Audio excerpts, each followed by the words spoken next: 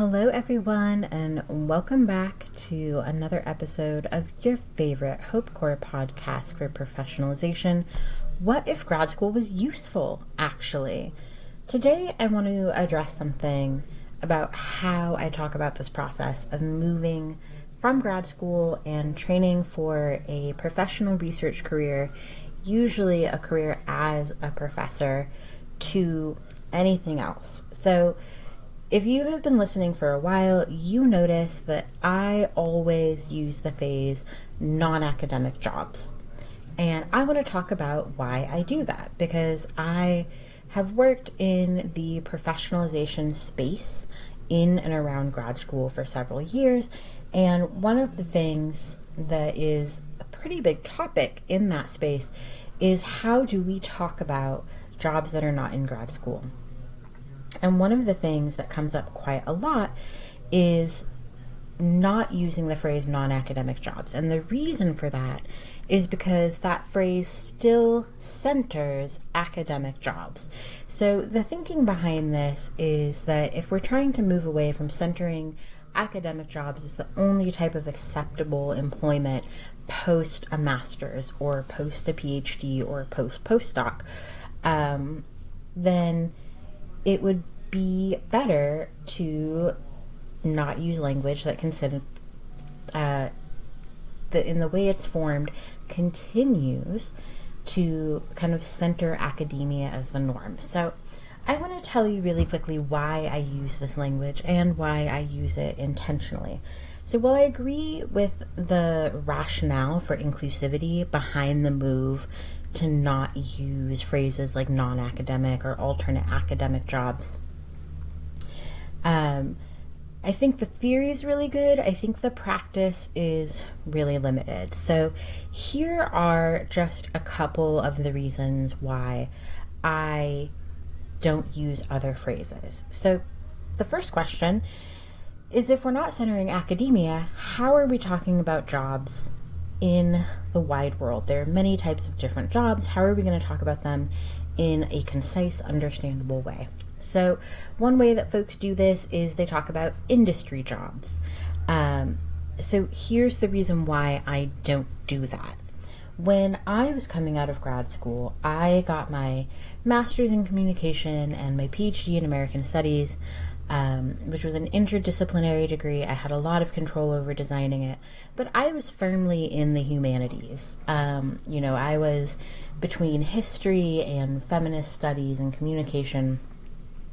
I was in this humanities realm, and for years when I had heard people talk about careers in industry, especially in the academy, what they often meant was science. And so I had this correlation in my mind that industry meant science, careers for scientists. Now, that's not exactly what it means. Industry can mean a lot of things. It can be STEM things, but sometimes it's just a catch-all word for the corporate world as a whole.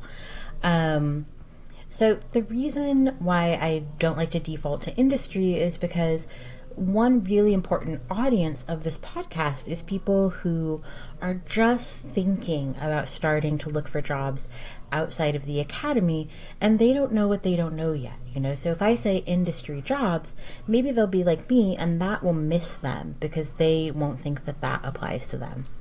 I could say corporate jobs. It's, again, that's not specific. Just like industry isn't, there's a wide range of kind of jobs that you can do in a corporate environment. And on a technical level, corporations can be large companies, and they can be very small businesses. That's who I work with now, is federally defined small businesses, so under 500 employees. But a lot of the businesses I work with now are much smaller than that, but they're still corporate jobs in corporations. And then of course there's nonprofit and government work, right? So another reason why I use non-academic intentionally is because I want folks to know that they have all the options. I don't want them to get confused or feel like maybe something I mentioned like, oh, you could go into industry or you could go into government. I don't want them to get confused and think that it's not for them. I don't want it to be overwhelming. Another part of it is that there is no kind of standard job. There are a million and one jobs you would never dream that people could get paid for. They do. So there's so many options. And that is a big part of why I use non-academic instead of using a more specific, well, I don't even know if industry is more specific per se, but instead of using an alternate way of talking about it, instead of saying industry or government or corporate or nonprofit or NGO or what have you, the biggest reason, though, why I say non-academic is because, well, I think that the theory of not centering the academy in how we talk about jobs to be inclusive is really good theory. I don't know that it makes good practice.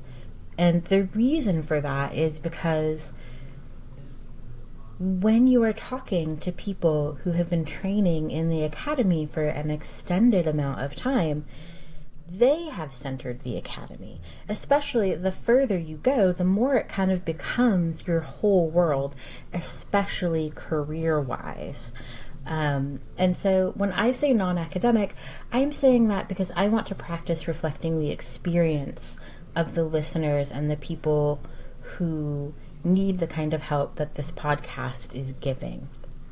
And quite frankly, academia is centered in their experience. And so when we talk about what kind of jobs, maybe the only thing they know at the point that they encounter this podcast is that they don't want a job in the academy. Maybe the only thing they know is that they want a non-academic job and they don't know what's out there for them. But I also think it is unintentionally a little gaslighty to all of a sudden start talking about non-academic jobs to people who are going on the job search near the end of their PhD, because we have trained them so deeply in the academy. And there's tons of work on how to not do this and how to do less of this. And that is all important and that is all good and I support it. I'm not criticizing that work. I'm just saying that until we have fully implemented that, I think it's important to meet people where they are. And sometimes where they're at is just knowing that they don't want what they currently have. They want the non-that. And if they are academics, then what they are looking for is non-academic. So that is the reason why I use that phrase. Those are my intentions behind it. I hope that that clarifies. Another point of this podcast is to give people who are maybe unsure what jobs are out there a kind of starter on what kind of jobs can you find in industry? What kind of jobs can you find in the government? What kind of jobs can you find in the nonprofit or the NGO sector? What kind of jobs can you create as an entrepreneur, and so much more.